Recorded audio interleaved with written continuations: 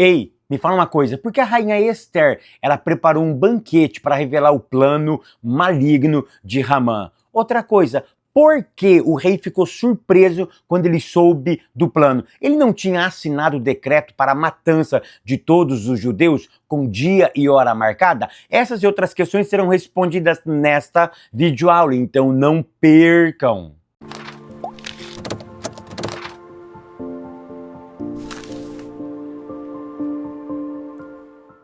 A paz, queridos, que bom estarmos aqui novamente no nosso programa semanal da Escola Bíblica Dominical para darmos sequência à nossa série de estudos bíblicos baseado no livro de Ruth e de Esther. Para quem não me conhece, eu sou o pastor Fábio Segantin. Se você é novo aqui no nosso canal, não perca essa oportunidade, porque aqui ou aqui tem um botãozinho vermelho onde você pode se inscrever, porque toda semana temos vídeo novo no nosso canal. E se você for um inscrito, o YouTube vai lhe avisar quando nós postarmos algo novo no nosso canal. E não esqueça também de curtir esse vídeo, de deixar o seu comentário e de compartilhar, porque isso é muito importante para nós. Vamos lá, a lição de número 12, que tem como título Banquete de Esther, Denúncia e Livramento. Nós terminamos a última aula falando sobre o pedido da rainha Esther para um banquete, para uma festa, para livrar, ou melhor dizendo, para contar um plano maligno de Ramã. E hoje nós chegamos justamente sobre esta festa. Eu preciso responder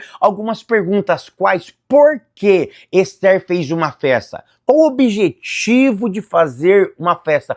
Porque quando ela teve a primeira oportunidade, quando o rei chama ela e ela estava correndo perigo de vida, quando o rei Assuero chama ela e ele pergunta para ela: qual é o teu pedido? O que você quer? Porque naquele momento, na oportunidade que ela teve, ou na primeira oportunidade, ela não abriu o seu coração. É justamente essa e outras ideias que nós vamos nos aprofundar aqui, justamente para entender a profundidade do livro de Esther. Tópico primeiro, o banquete e a denúncia. Ponto 1, a instabilidade de Ramã. Ramã tinha acabado de fazer algo público. Por quê? Porque Mardoqueu foi colocado em um cavalo, com as vestes reais, com o cavalo do rei. E quem é que fez uma volta na cidade de Suzã? O próprio Ramã. Ramã estava sendo um guia turístico, ou seja, as pessoas estavam aclamando o feito de Mardoqueu, porque naquele momento Mardoqueu estava sendo honrado pelo feito que ele fez ao rei há 5 anos atrás. E o que estava acontecendo? Ramã estava enfurecido. Após isso daí, a Bíblia diz que Ramã rapidamente corre para a casa dele e ele conta para a esposa, ele conta para os sábios tudo aquilo que ele tinha feito. E olha o que diz o capítulo 6 e o verso 14 do livro de Esther. Estando eles ainda falando, eles quem? Olha o verso de número 13. E contou Zeres, sua mulher, e a todos os seus amigos tudo o que tinha acontecido. E os seus sábios e Zeres, sua mulher, lhe disseram. Disseram para quem? Para Ramã. E deram um conselho para ele: olha, se Mardoqueu, diante de quem já começaste a cair, e da semente dos judeus, não prevalecerás contra ele, antes certamente cairá perante ele. Ou seja, eles estavam no bate-papo. Enquanto eles estavam nesse bate-papo, quem é que chega? Verso 14. Você já tentou ler a Bíblia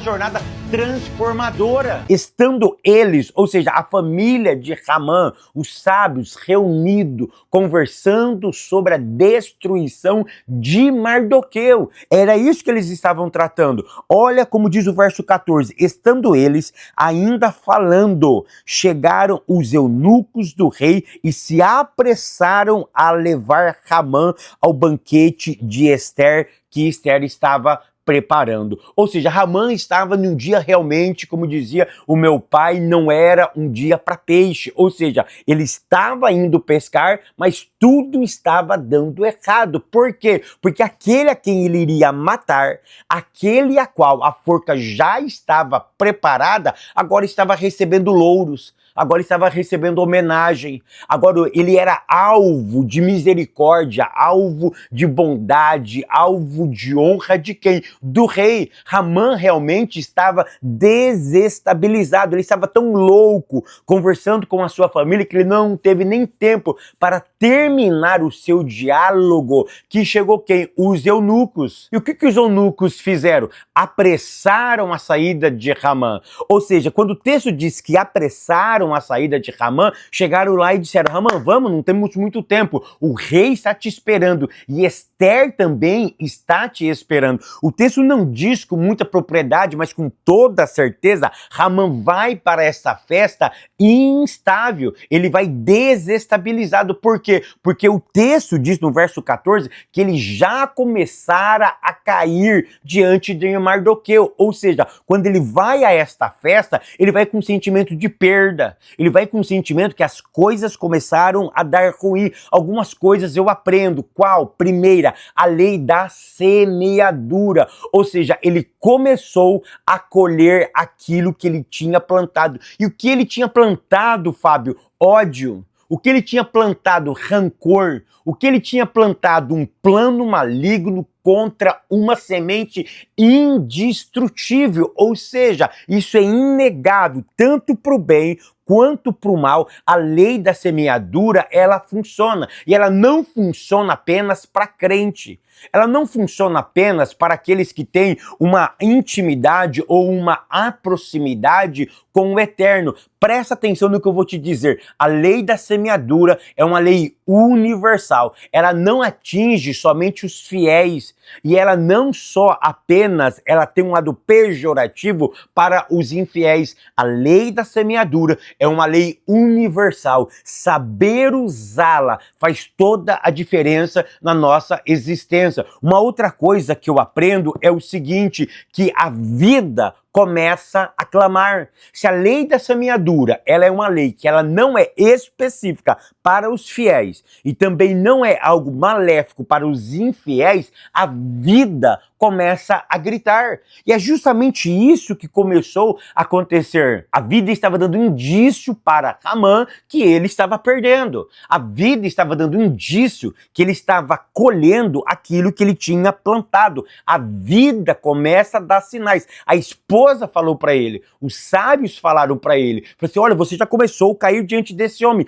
Para com esse negócio. Você já começou a cair nas entrelinhas. A vida está gritando. A lei da semeadura está funcionando. Ponto 2, o banquete do vinho. Aí ele chega nessa festa e essa festa tinha como base o quê? O vinho. Eu quero deixar muito bem clara a minha opinião em relação à bebida alcoólica. O meu posicionamento, e isso eu já falo aqui há 13 anos no meu canal do YouTube. Eu, particularmente, eu não tomo nada que contém álcool. Se um dia eu for na sua casa, você fazer qualquer coisa que contenha álcool, me dá um copinho, mas é pouquinho, pastor. Eu não tomo, ou seja, é um posicionamento meu. A ignorância, não sei se é ignorância, eu tenho esse meu estilo de vida, eu entendo dessa forma, eu não coloco nada que tenha álcool dentro de mim. Ou seja, nada que tenha álcool eu ingero. Então, isso é um posicionamento meu. Você pode estar se perguntando, mas a Bíblia diz que no Novo Testamento é proibido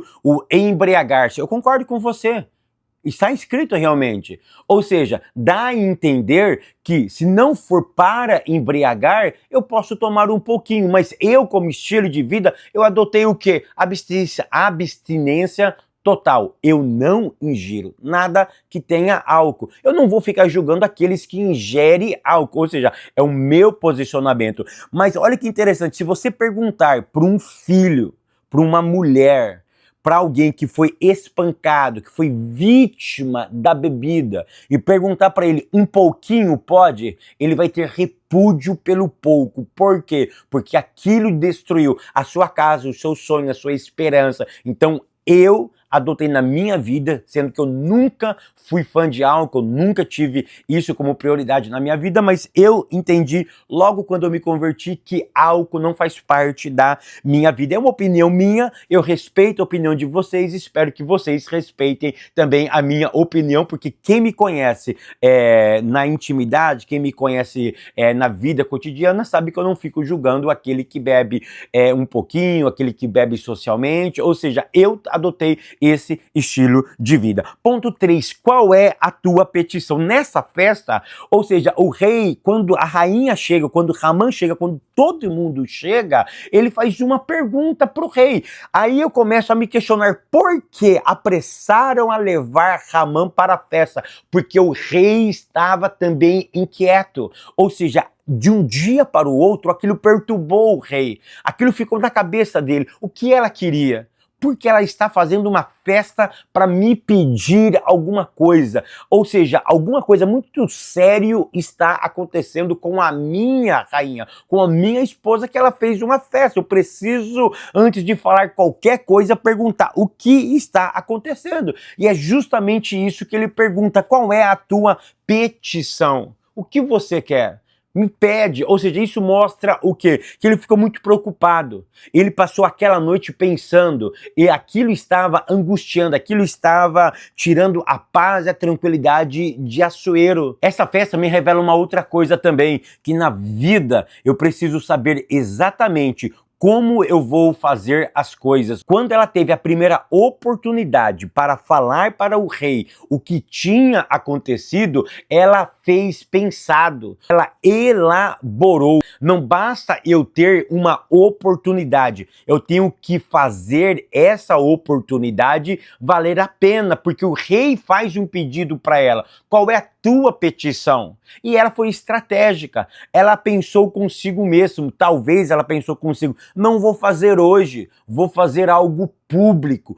Como Ramã está planejando matar Mardoqueu de forma pública, de forma vexatória, para todo mundo saber, eu preciso aproveitar uma oportunidade. Por que ela faz no banquete? Eu tenho as minhas considerações, porque banquete é festa, banquete é alegria, banquete todo mundo está lá. Nossa, que comida fenomenal. Quem é que fez esse prato? Quem é que fez isso? Ah, foi o fulano, foi o Bertano. Nossa, está realmente maravilhoso. Aproveitou a oportunidade de família, a oportunidade de estarem junto, a oportunidade nas entrelinhas de alegria, de festa, para expor aquilo que Ramã iria fazer contra ela e contra o seu próprio povo. Nas oportunidades, Deus abre a oportunidade. Quem fecha ou mantém a oportunidade aberta é você. Se ela fosse uma mulher com um temperamento incontrolável, se ela estivesse com as suas emoções completamente desorientadas, eu tenho certeza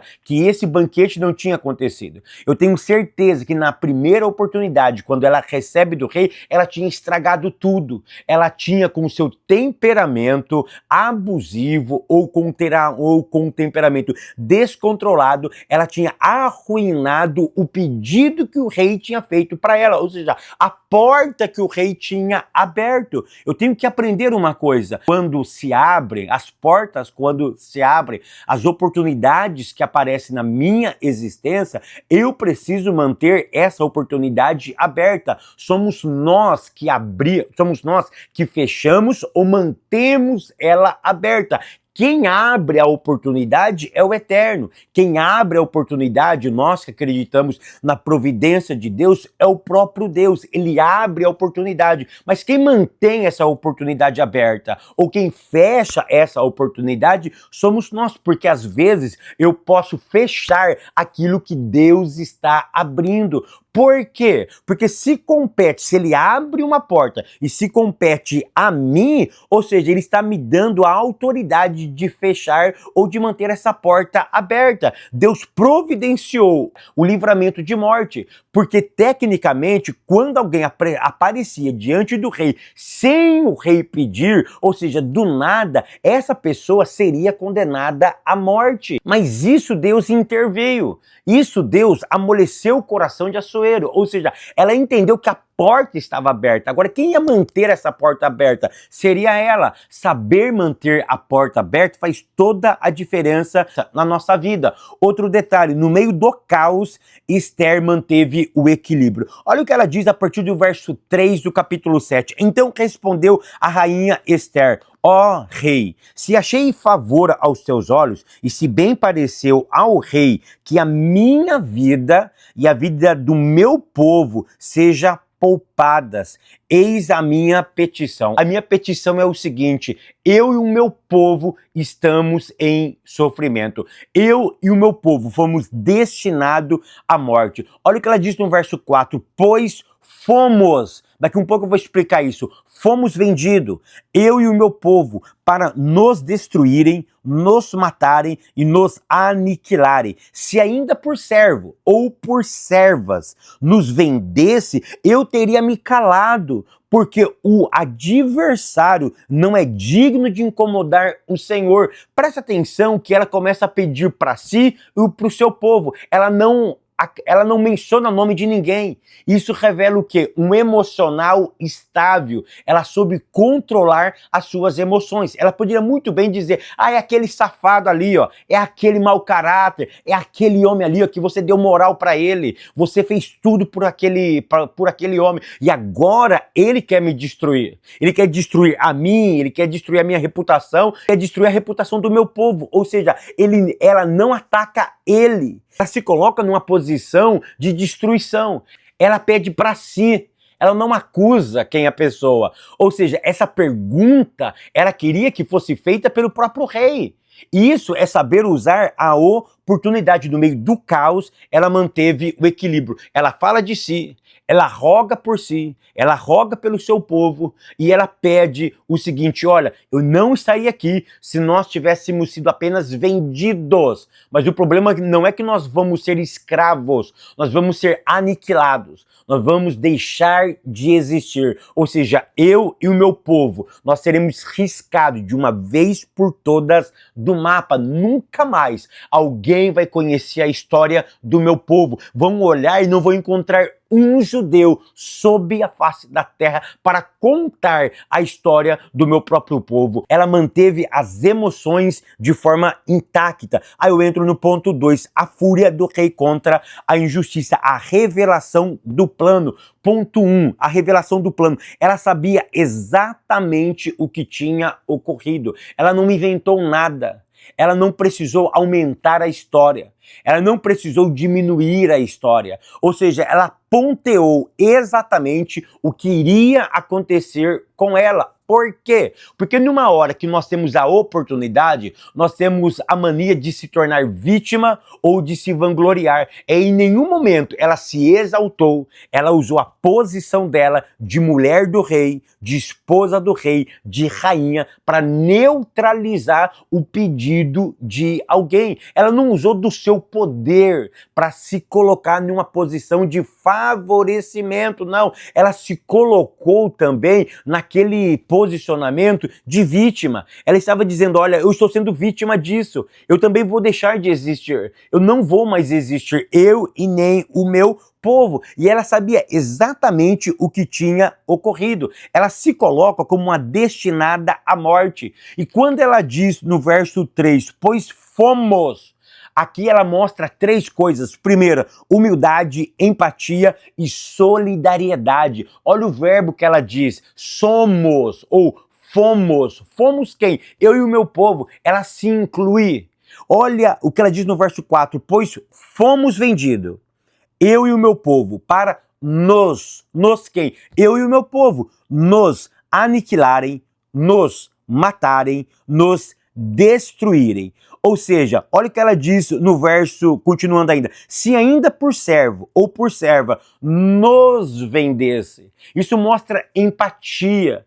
Isso mostra que o lugar onde ela estava não distanciou ela do seu povo. Isso gera o quê? Conexão, empatia, solidariedade. Não é porque eu estou em uma outra posição, num outro patamar, num outro momento, que eu vou esquecer da onde eu vim, eu vou esquecer quem está conectado comigo. Não, é o meu povo. Eu estou aqui no palácio, eles estão lá, mas nós estamos conectados. Eu aqui e eles lá não nos diferencia, porque a sentença foi destinada ao meu povo, quem? Aos judeus.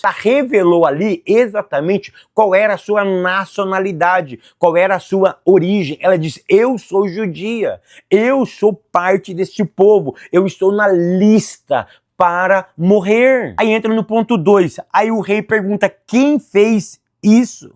A minha pergunta é, o rei não sabia? O rei não sabia que no dia 13 todos os judeus seriam exterminados?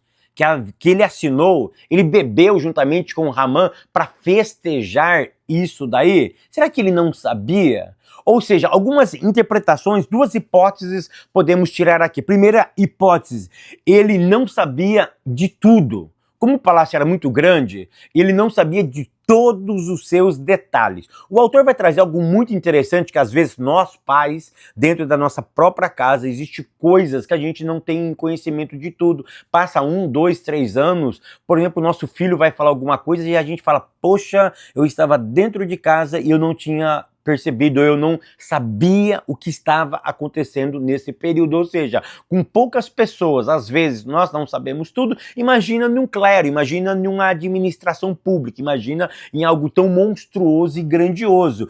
Com certeza o rei não sabe de todos os detalhes que permeia a sua própria administração. E a segunda hipótese, que eu acredito particularmente, que ele não sabia qual era a origem de Esther. Foi isso que causou espanto para ele. Ele não sabia que ela era judia. Talvez isso que comoveu ele. Era justamente esse amor, essa empatia, esse carinho que ele tinha por ela, porque era esposa dele e ela estava sendo vítima. E quando ela diz que ela se identificava com esse povo, ela estava revelando o quê? Que ela era uma judia. Isso mexeu com a estrutura do rei. Aí eu entro no ponto 3, a reação ou a terrível reação do rei. O rei ficou louco. Olha no verso 5, perguntou o rei Assuero à rainha Esther, quem é e onde está esse cujo o coração chegou a fazer isso? Aonde ele está? Primeiro, quem é e aonde ele está? Ou seja, eu preciso saber quem e aonde, porque eu preciso tomar uma atitude. A resposta da rainha Esther é uma resposta magnífica. Nessa tradução minha, não releva ou não revela a profundidade. Por isso a importância de estudarmos a língua hebraica. Olha o que diz na minha tradução, o verso 6. Respondeu Esther, o adversário e inimigo é este perverso Ramã. Ou seja, ela dá 3 adjetivos para Ramã. Primeiro adjetivo, o adversário, e o inimigo é este Ramã, o perverso. Então ela fala inimigo, ela fala adversário e ela fala perverso. Mas no original hebraico é diferente. Ela não usa essas 3 palavras. Ela não usa esses 3 adjetivos para falar sobre o tal Ramã. No original hebraico, ela diz o seguinte, no verso 6, em algumas traduções estão corretas, e respondeu Esther, este homem é Ramã, ele é perverso e ele é inimigo. Ou seja, ela usa 3 adjetivos para Ramã, homem, opressor e inimigo. Você sabe o que ela está revelando aqui? A degradação do ser humano, porque ela identifica, olha, ele é um ser humano, ele é um ish, ele é um homem, ele é uma criação do divino, mas aquilo que Deus cria, eu posso me tornar um opressor, E eu posso chegar no ápice da minha vida, que é ser inimigo. A palavra que ela usa aqui para inimigo é inimigo de Deus. Ou seja, quando as minhas atitudes confrontam o eterno. Ela começa muito bem a palavra que essa mulher foi exatamente minuciosa, detalhista. Ela fala, ele era homem, ou seja, ele é um homem.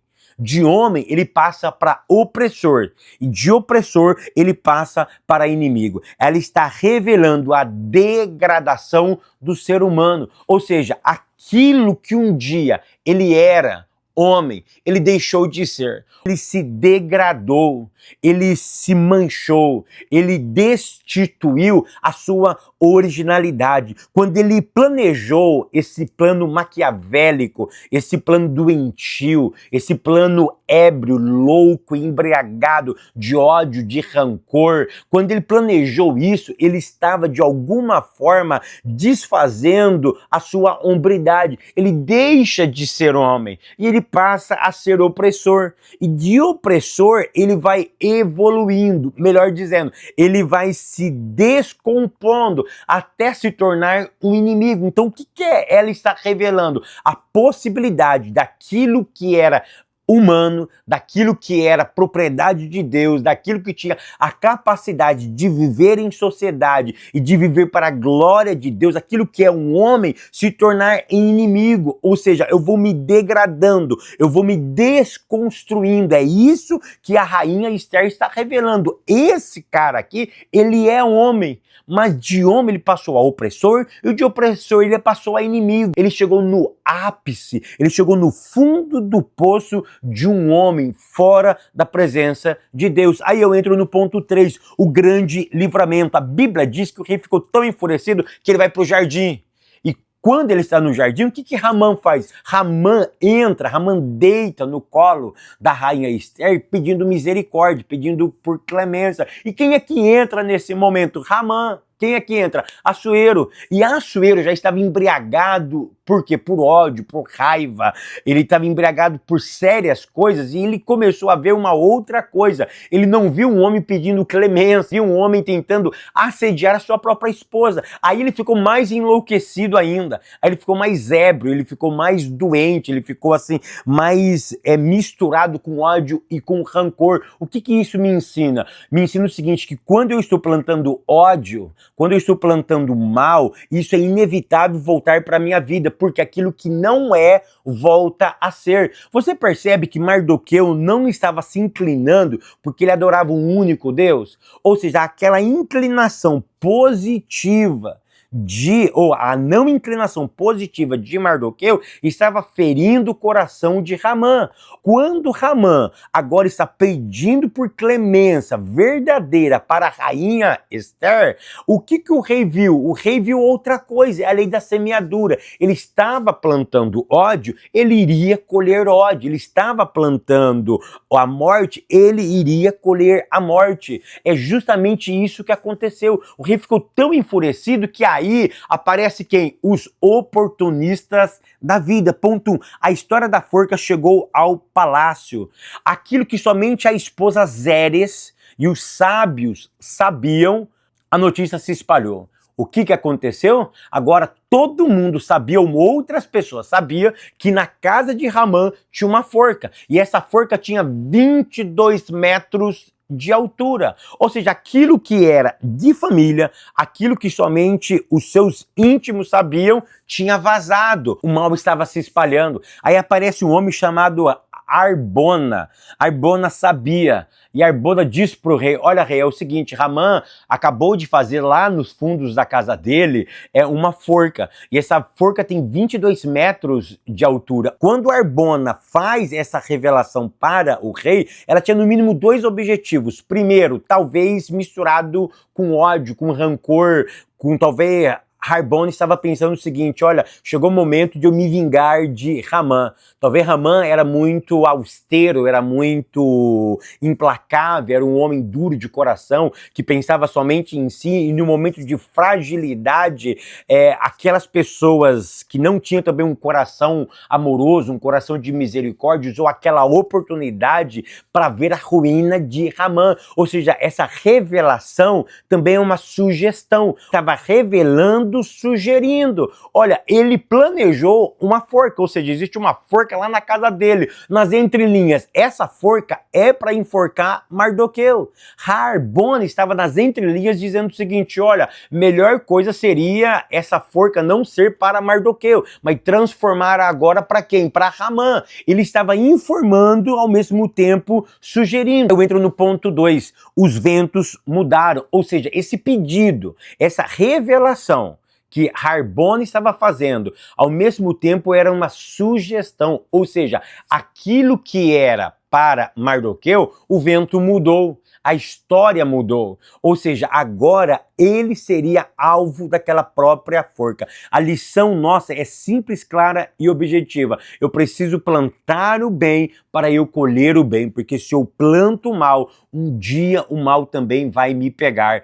Se eu quero que os ventos mudam na minha história, eu preciso continuar plantando o bem, porque um dia a vida vai soprar, e quando a vida soprar, você pode ter certeza de uma coisa, que essa é uma lei que nunca falha, esta é uma lei eterna, foi o próprio Deus que disponibilizou para a vida, para que nós pudéssemos viver em paz e em tranquilidade. Que o Eterno continue te abençoando, te prosperando. Eu te espero no próximo vídeo, querendo Deus.